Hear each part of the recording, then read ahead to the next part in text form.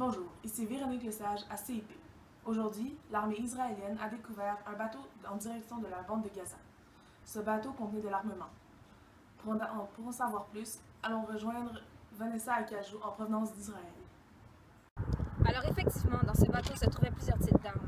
L'armée israélienne a trouvé plus de 400 000 balles de calibre 7,62, 181 obus de mortier de 122 mm et 40 roquettes de type M302. Selon Tel Aviv, les armements proviennent d'Iran et ils sont transportés pour la bande de Gaza, une section de la Palestine qui a des organisations terroristes. Je suis présentement avec Benny Gantz, chef d'état-major de l'armée israélienne. Alors, pouvez-vous mieux nous décrire la situation? Bien sûr, nous avons retracé le trajet du bateau. Le bateau est parti d'Iran en bateau pour se rendre au port Soudan, pour ensuite être acheminé en camion à la bande de Gaza.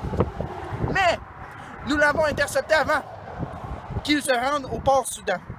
Téhéran dit qu'il n'y a aucun rapport avec l'acheminement d'armes, tout comme le Soudan et le Hamas au pouvoir de la bande de Gaza. Chacune de ces roquettes est une menace contre la sécurité des citoyens d'Israël. Chaque balle, chaque roquette qui a été découverte a une adresse israélienne. Merci beaucoup, Benny Gantz. Alors, cela n'est pas le seul problème qui récidive depuis le conflit israélo-palestinien. Ce conflit a officiellement débuté le 14 mai 1948, au moment où l'État d'Israël s'est créé.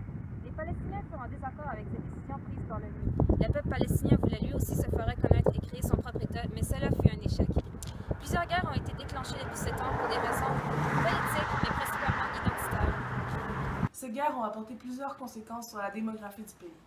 Plus de 300 000 Palestiniens ont quitté leur pays pour aller se réfugier dans les pays à proximité, par exemple le Liban et la Jordanie. Malheureusement, nous n'avons pas pu recevoir Benjamin Netanyahu sur le plateau. Aujourd'hui, nous avons donc recours à une conversation téléphonique.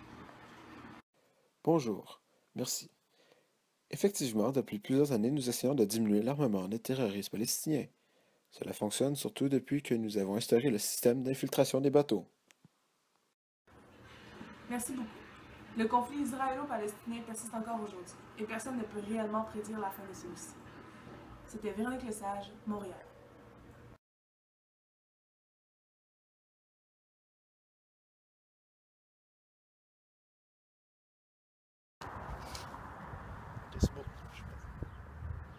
Merci beaucoup, Benny.